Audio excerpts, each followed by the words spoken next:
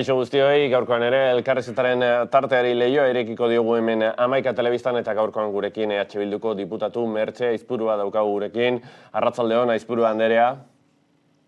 Arratsaldeon, guztioi. Alarma egoeraren azkeneko luzapena onartu da aste hontan Espainiako Kongresuan eta printzipioz azkena izanik zenolako balantzea eta balorazioa egin liteke tarte guzti hontaz? Denetarik egon da, egia esan hasieran, asko kritikatu dugun gauza bat izan da rezentralizazioa, berzentralizazio hori egin zutena, etzan beharrezkoa, benetan, eta gainera bukaeran ikusi da etzela beharrezkoa, ez? Neurri on batzuk hartu dira, eta nik uste ere hori aitortu beharra dagoela, neurri onak egon dira, eta nolabait jendea babesteko, eta langilegoak eta behar handiena dituztenak babesteko neurri onak eta zuzenak hartu direla uste dugu, batzutan ere kritikatu dugu nahikoak ez zirela esanez, baina egia da, hainbat alorretan, neurri onak izan direla. Berzentralizazioa tengabe kritikatu dugun zerbait da, eta gainera iruditzen zaigu nahiko kezkagarria dela, ez? Eta behin horrelako neurriak hartzen direnean oso erresa da berriro ere horrelako neurriak hartzea, edozer aitzakia dela eta erabiliz, ez? Eta tristena da guk askotan salatzen genuen zerbait evidentziatu dela eta begibistan geratu dela oraingoan, ez? Nahikoa izan da dekretu bakar bat, dekretu soil bat, konpetentzi guztiak hankaz gora jartzeko eta egun batetik bestera, autonomiaren zutabe diren konpetentzia horiek, hankaz gora jartzeko eta ezerezean utxala izateko, ez. Beraz, behin eta berriro esan duguna da, ahuldade bat badugula, izugarrizko ahuldadea daukala. Autonomi sistema honek, estatu autonomi sistema honek, eta hori bistan geratu dela ere evidenteagoa da, ez gaur egun, eta nik uste zerpentsa eman beharko digula guztioi, ze behin eta berriro esaten genuena, orain gauzatu egin den zerbait da.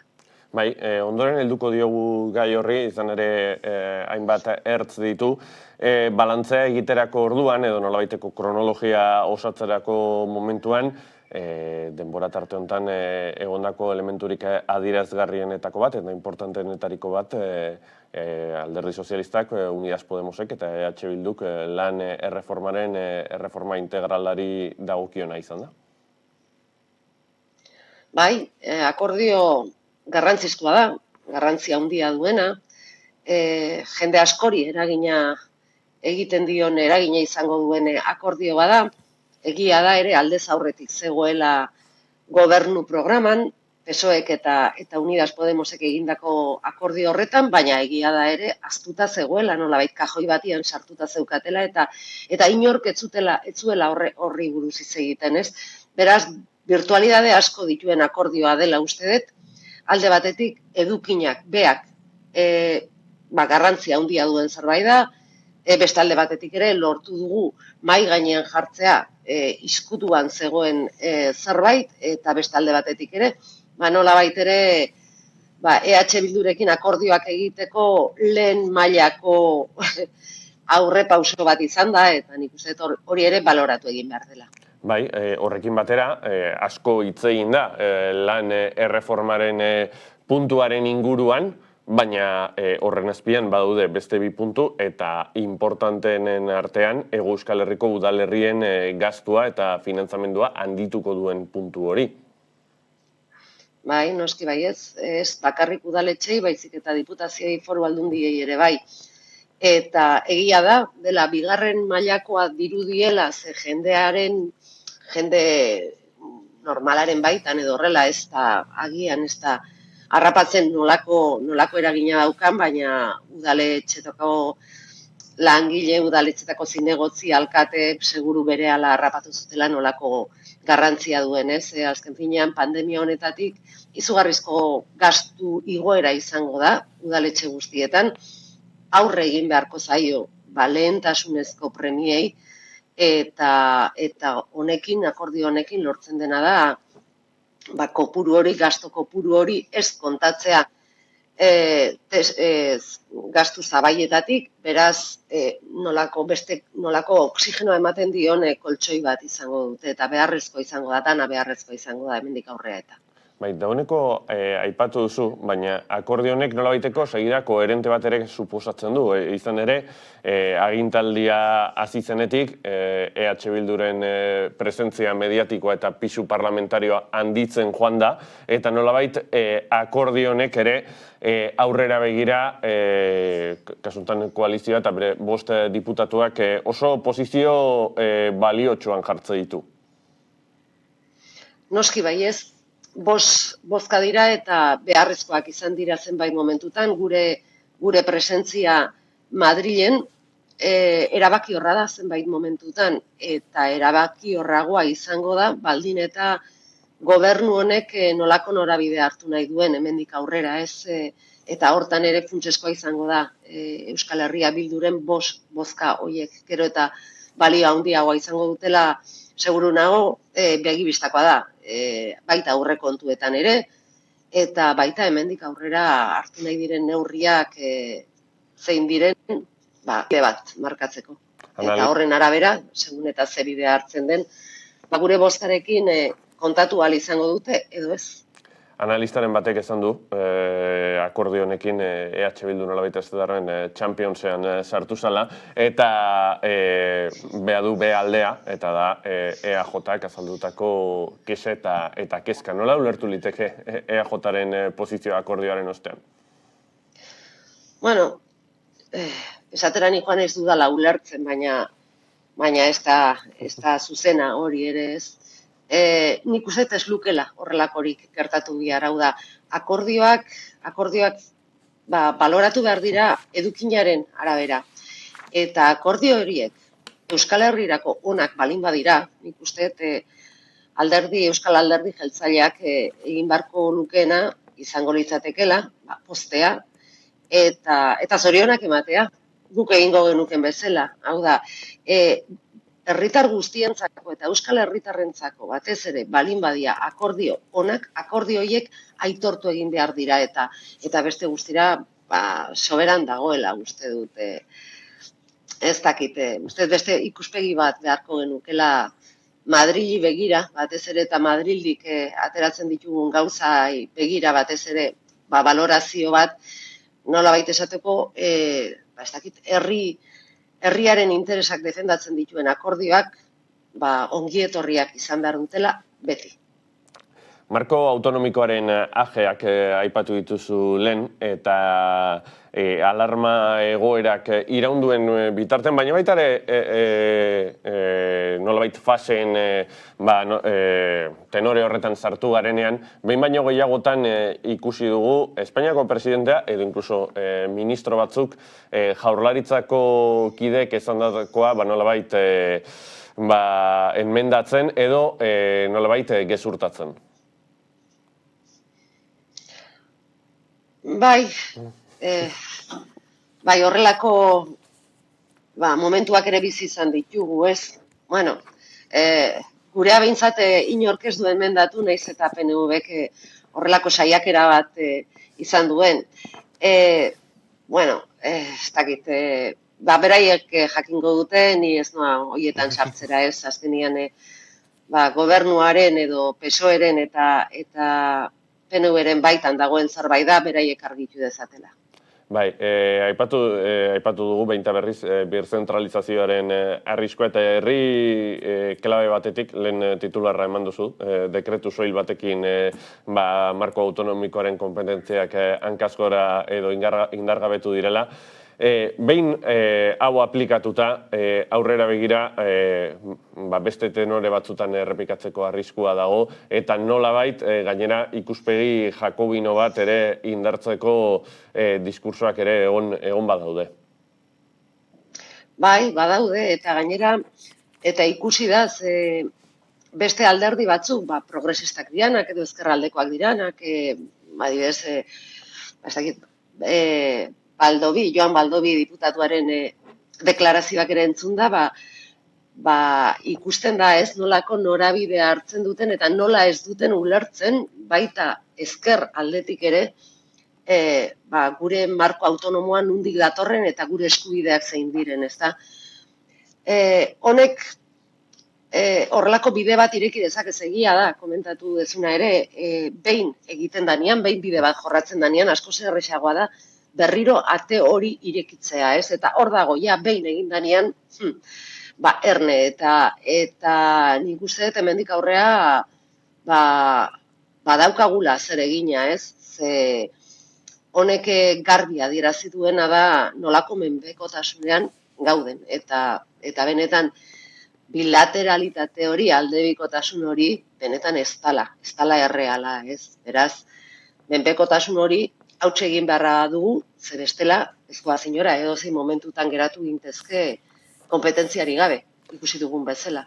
Bai, eta era berean, Espainiako gobernuak bereziki azkeneko bi luzapenetan, bere geometria aldakor hori egikaritu du, eta hitz egiten ari garenaren hildotik, nolabait esaterren, bazkide antagonikoak bilatu izan ditu. Ze, bueno, batetik RZ-ek babestu du, EAJ-ak ere bai, baina azkeneko biletan Ciudadanosen babesa lortu du, eta espresuki, diskurso batetik Jakobino horren, eta birzentralizatzailearen erakuslerik nagusiena, edo inkluso oldarkorrena da, kontzertu ekonomikoa edo Nafarroko konbenioaren inguruan hitz egiterakoan. Bai, kontua da, disjuntiba honetan eta momentu hau bere biziko garrantzia daukala, ze orain hartzen diren neurriak gero markatuko duten neurriak dira. Orain hartzen diren erabakiak dira, hemendik urte batzutara, eragina izango dutenak ere ez. Orduan horregatik handa hain momentu kritikoa esango nuke ez. Eta segun eta zen neurri hartzen diren, horretara joango gara. Eta Sánchezek momentu honetan hartu behar duen erabakia garrantzizkoa da, eta argia izan behar du. Eta guk behin eta berriro diskurso guztietan esaten ari garen zerbait da, hautatu egin behar dula norekin jo nahi duen hemendik aurrera, segun eta norekin hartzen dituen, ze konpainiak hartzen dituen, edo ze laguntzak bilatzen dituen, horren arabera izango da, edo beste modu bat esan da, nora joan nahi dezu, zer egin nahi dezun, ezkerreko politikak aplikatu nahi balin badituzu, ezkerrarekin kontatu beharko du, nahi eta nahi ez, eta bueno, beraiek esaten ari dira, hori da mezua, batasuneko ikuspegi bat behar dela, baina batasuna gauza batzutan ezinezkoa da. Hau da, zuk ezin dezu ezkerreko politikak egin eta Ciudadanosekin joan. Eta zuk ezin dezu jende xumea eta langilegoa babestu eta Ciudadanosekin joan era batera. Neurri horiek ez datoz bat.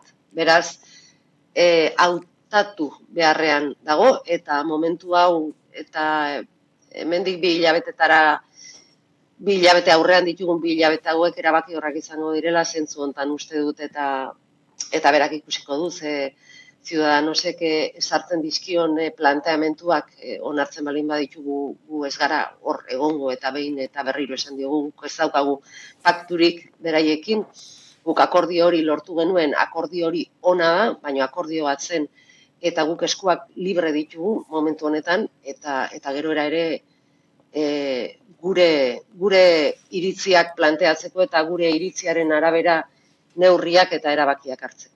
Bai, are gehiago, epe motzeko eta epe ertaineko erronkak daudenean. Epe motzeko atzuk aipatu bezala, 2 hilabete barru izango dugun egoera oraindik ere argitzeke dago, baina evidenteki osasun krisia egon badagoela, badirudi larriena momentuz igaro egin dela, baina krisi soziala eta krisi ekonomikoa bertan daukagu, datuak hala diote, bai langabeziarenak, bai barne produktu gordinaren erorketarenak, eta bestetik epe luzera edo fokoa zabalduz, agintaldia asterako orduan giltzarri diren gai horiek, adibidez Kataluniakoa kasu, oraindik ere mahai gainean egongo direlako. Noski bai ez, egia da pandemiak dana nola bat lausotu egin duela, difuminatu egin duela, ze, bueno, lehentasunezko gauzak zeuden eta eta egia da, pandemian eragina bere biziko izan da, ez? Baina hau bukatzen danean, hor zeuden arazo guztiak berriro aterako dira eta azalaretuko dira. Eta hemen daude, estatu espainolean dauden, inoiz soluzionatu ez diren arazo hoiek berdin jarraituko dute, eta arazo hoiei erantzuna eman beharra ere hor dago, mai gainean dago, beraz, hau bukatzen danean eta pixka bat jeisten danean, orain dagoen indarrean dagoen eragin hau, gerora noski baietz, eta nik uste berehala ikusiko dugula, ez, pandemiaren eragina jeisten dikoan arabera, beste guztia ere azaleratuko da, zeuden arazoak berriro aterako dira, eta arazoiei erantzuna eman behar zai, eta Kataluniakoa hor dago, eta Euskal Herrikoa ere bai, ze azken finean hemen ez da Kataluniaren arazoa, edo Kataluniak planteatzen duen arazoa estrukturala da, estatu espainolaren arazoa da, eta erantzun bat eman behar zaio. Nahita nahi ez, eta hau ez da denborak lausotuko duen zerbait. Denborak areagotu egingo duen zerbait da. Bai, zentzu horretan, aipatzen ari gara, ikusteke dagoela, zen nolako norabidea hartzen duen Sánchezek, baina Espainiako gobernuko presidentaren ezaugarri nagusienetako bat, superviviente bat dela, eta hori evidentea da, eta bigarrenik bere alde jokatu dezaken elemento bat dagoela tableroan, eta da, tablero horren baitan, bera ez den aukera bakarra, eskuinean eta eskuin muturrean dagoela. Eta gainera, momentu latzo honetan jokatzen ari direla, lehia diskursibo eta politiko bat mantentzen, PP eta Voxen artean, eta norbait krispazio mediatiko, soziala eta parlamentarioa auspotuz modu nabarmenean. Bai, egia da. Egia da hori ere bere alde erabili dezakela, baina guri ez gera trampa horretan eroriko, hau da, bere erabakia da. Eta egia da, beldur hori areagotu daitekela edo astindu daitekela, nola baita esateko, eta eskuina datorrela ongi dago, esatea eta eskuina datorrela bera joaten bada, baino eske bere esku dago. Kontua da ni gogoratzen naize, paralelismo bat egin daiteke oraingo egoerarekin, ez palin bada berdina ere, baino 78an gertatu zenarekin, ez? Orduan frankismotik ateratzeko momentu harretan, beste disjuntiba batian ginen, edo zeudenak, ez? Zan erreforma edo ruptura esatezan momentu horretan, ez? Erreformari eman zitzaion bidea, autu bat egin zen, autu oker bat, eta horren ondorioz orain gauden bezala, ze eskuina hemendik ez da desagertu, eskuin frankista ez da desagertu, eta urte guzti hauetan hor egon da, eta orain azaleratu den zerbait izan da, ez? Erreformak ekarri dituen ondorioak horiek dira, orain ikusten ari garenak, eta hau da, frankismoa oraindik bizi daukaten alderdiak ditugu aurrean, ez?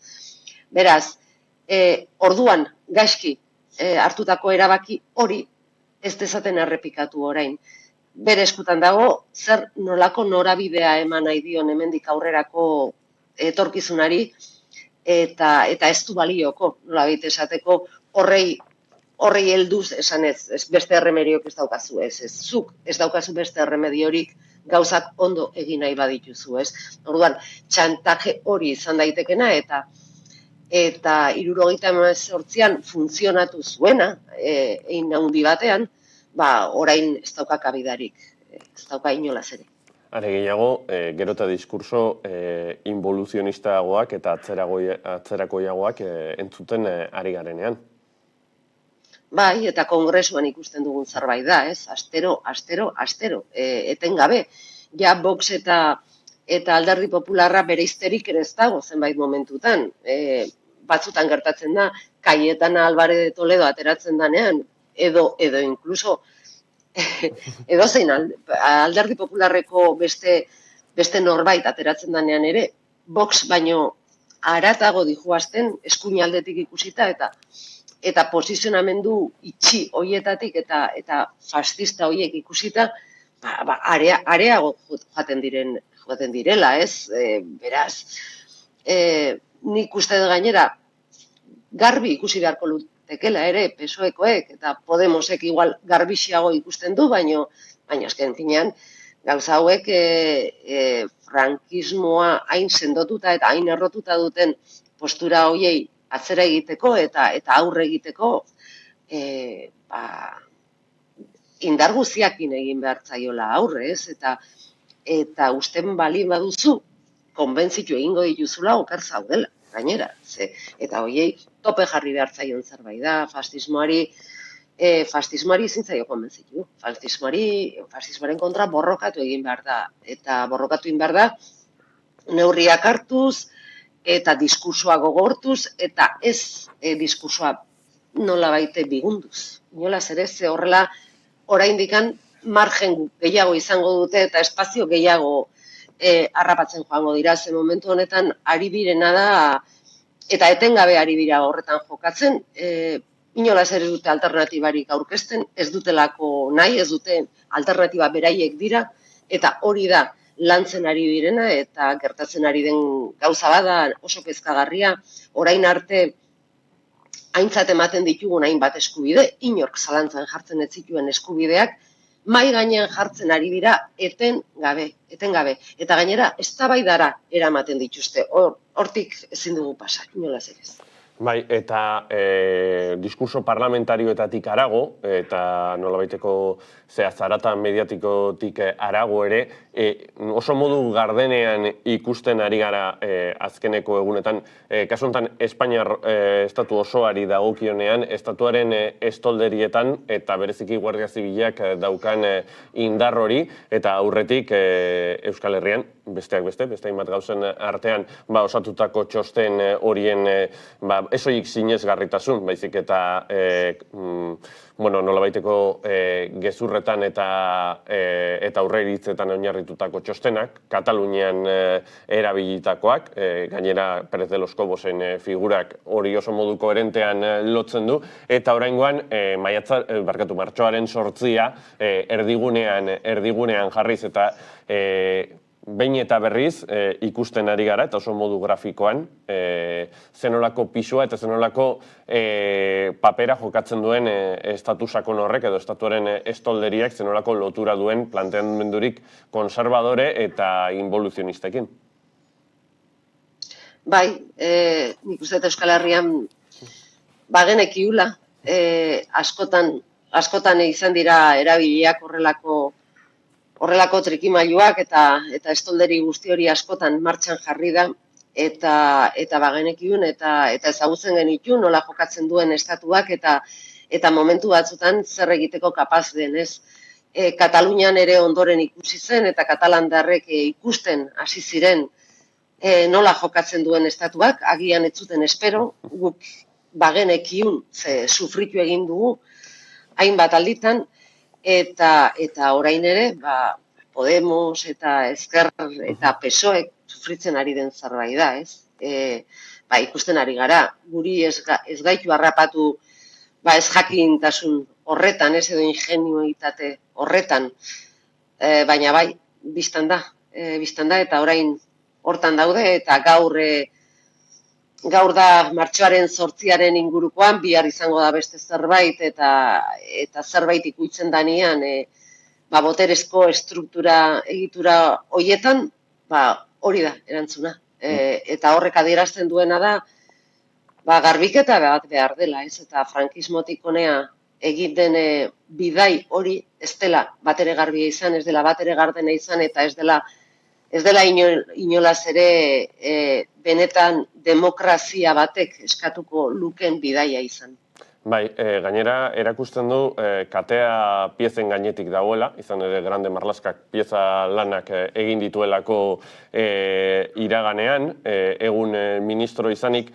Ikusiko dugu zerretan geratzen den guzti hau, baina Asteazkenean uste dut, Ester Palomerari irakurtzen dion, behar bada honek aurrera egingo duela, efektu praktikorik gabe, baina epe ertainera elitzatekela ulertuko Sánchezek nolabaiteko gobernuaren baitan aldaketa batzuk egiten baldin baitu Marlaska esateatzea. Bueno, ikusiko dugu, ez. Nordaki denetari gertatu daiteke. Ez dakit momentu honetan zen norabide hartuko duen, zaila da esatea.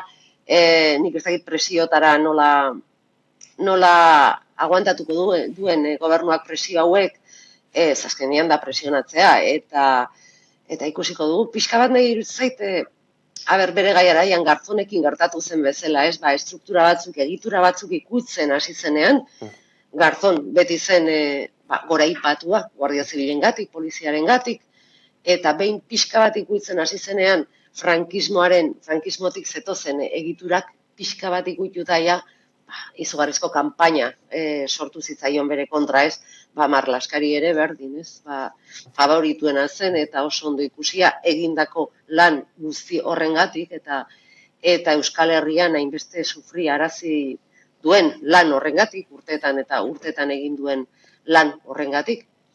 Eta orain, pixka bat muitu dunean eta azalean hasi danean arakatzen, gertatu dana ere, danak aparatu guztia kontra jarri zaiola, ez.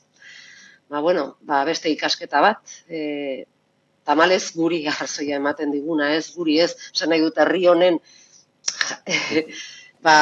bere gorputzetan eta bere sufrimentuan ikasi duen ikasgai horrei arrazoia ematen diona, ez. Eta azkena, Marlaskaren etxeko lanen artean, eta Euskal Herriarekin lotura zuzena daukan gaia izanik, espetxe politikaren aldaketa da. Hilabeteak daramatzate, Euskal presoek bizitarik gabe, oso egoera gordinak daude uneotan, Julen Atxurrak pairatutako Garuni zuria, Patxi Ruizen egoera, eta beste hainbat, eta, hori Marlaskaren eta Espainiako gobernuaren etxeko lanen baitan dago, izan ere, egunak eta asteak pasa ala, egoera zailagoa baita. Egia da, koronavirusak denei eragin handia egin izan badu ere, egoera guztiak ez direla berdinak, eta presoak bisitarik gabe egoteak izugarrizko karga suposatzen duela bai senitartekoentzat, baita beraientzat ere. Gauzak egiten ari gara etengabe eta presionatzen ari gara eta gauza batzuk lortu ditugula uste dutez horrela bisualki gehiegi ez da ere, baino Podemosekin batera ere sinatutako akordio hori, talde parlamentarioen akordio hori edo eskaera hori gobernuari berari egiten zitzaiona, aurrera pauso bada, eta nik uste talde guztietatik ekin behar dugula, ez. Presoak etxera ekartzeko lehen eta batez ere momentu honetan pandemia hau hasi zenean ere pribatu mailan eta okazioa izan dugun elkarrizketa guztietan esan dugu presoak adikoak eta gaixorik dauden presoak lehen irten behar zutela, ez. Gure lana egiten ari gara, nik uste lortuko dela, ze presio hauek eragina izaten dutela, nik uste ere, eta egia da oraindik, ez dakit, hainbeste denbora pasatzea eta inolako mugimendurik ez izatea gauza hauetan, edo mugimendu gutxi izateak ulergaitza dela, ez. Ze azken finean ez da ezer eskatzen dugunak, ez dakit, neurriz kanpo dagoen zerbait, ez da? Da logika guztiak eskatzen duen zerbait da, humanitateak ere eskatzen duen zerbait da, eta nahikoa dela ohiko legea aplikatzea, hainbat gauza aldatzeko presoekiko, ez, euskal presoekiko. Beraz, jarraituko dugu horretan eta lanean ari garela horretan ere eta presionatzen toki guztietatik eta usteet kaleetatik ere egin behar dela eta dauden egiten diren mobilizazioak, ekintza guztiak beharrezkoak direla eta hori izango dela bidea, ez PSOE-ri beste arlo batzuetan bezalaxe hemen ere gauza berdina da, bultzatu egin behar da, ze bestela bera bakarrik ez da muituko, ez. Bai, eta biderik babestuena, aipatu zunaren hildotik, giza eskubideen hildoa jorratzea eta gehiengoak artikulatzea. Bai, gero eta zailago izan dezan ezezkoak emateko edo ezezkorik ez du ematen, ez da mugitzen, ez ditu mugitzen gauza, beraz, hori bultzada hori eman egin beharra dago eta eman egin behar dugu guztiok gauden eremutan, ez, herritik eta udaletxeak edozein instituzioetan gaudena, bultzada hori sentitu egin behar dugu eta sentitu egin behar dute gainera presoek ere. Hausnarketa horiekin geratzen gara, Mertxe Aizpurua, mila esker. Zuei, mila esker, ondo segi.